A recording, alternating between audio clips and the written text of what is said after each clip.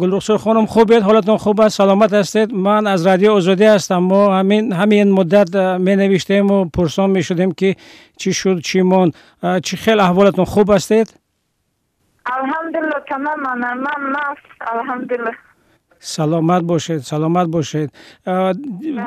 در اونجا عذاب نکشید؟ چی بود وضعیتون؟ چی خیلی بود در اسارت؟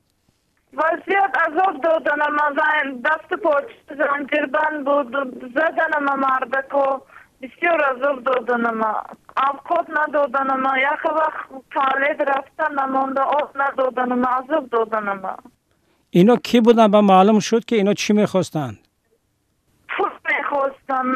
بعدی و یا اکاهاشون در ترمه بود است، 5 سال روزه نبرامدگی بود است، خواستیم که یا اترمه وی آزاد شود. من دوستان اترمه وی آزاد شود، بعد من جواب میدم.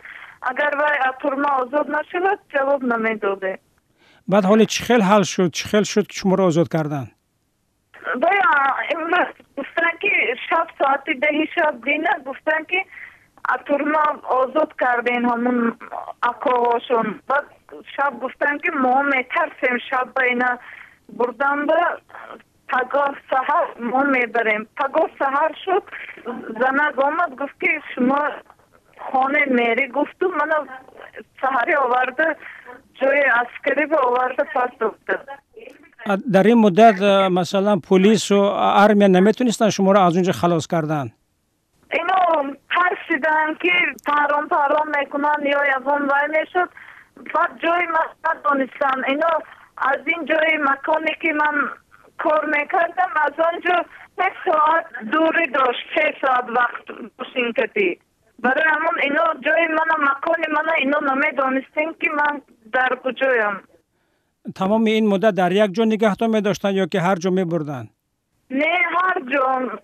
من هر هفته من هر جا از اینجا در اینجا از اینجا در اینجا مکانایی که خانه‌ای که نوآباد خانه‌های نوآباد به برده زنجیربند کردن، گیره میکردم، میزدن ما، عذاب میدادن، شلنگو کتی زدن ما، بسیار عذاب دادن ما، مخت گیره میکردم، کسال شدم، خواستم خودم وینه ما برم رگم مرم، خواستم دور خورم مرم، لیکن وای نکه خدا نگاه داشت منو.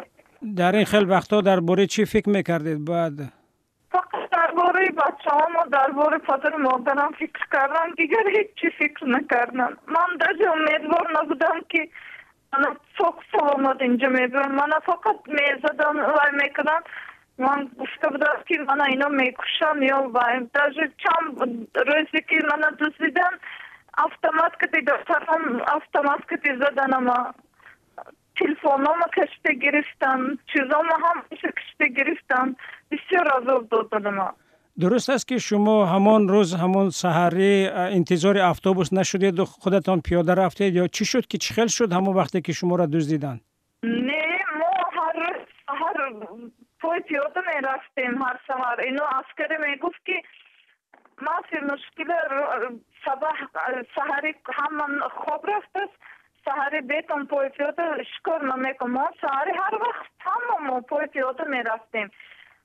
من روز من مسجد برسیدم قریب ممکن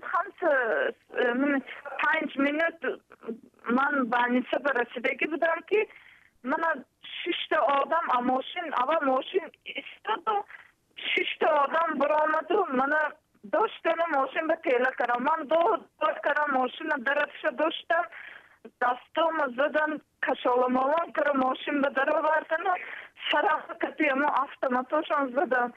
بعد سرم چند زد و بیهوش شدم. به هوش آمدم که ساعت 7:30 اینجا رفتم. اونجا رفتم ساعت دیدم که یکی عوید شده است.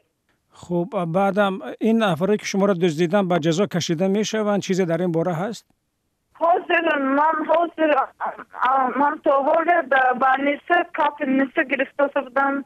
من کسا همه جم ورزیده ولی من به خودم میحالی. با بچه هاتون با مادرتون صحبت کردید؟ من همچه وقتی پدر مادرم که گفت زدم، بچه هم که گفت زدم، خستم شدن اونها. حالا اکو نقشه‌هاتون چی است؟ چند وقت اونجا میستید؟ کی میبروید از اونجا؟ نه من حاضر شرکت تلفن کردن گفتن که تو همینجا استمون تو ورتالیت میفرستونیم که از اینجا من باید از اینجا 4 ساعت باید دیگه مکان جایی که من میپرم از همونجا باید وای کنم. اینا گفتن که تو هیچ جا نرفتم جای مکانت است ما پگاه ورتالیت که اومده تیا سنه میبریم بعد از سنه من پگاه فردا انشالله خدا انشالله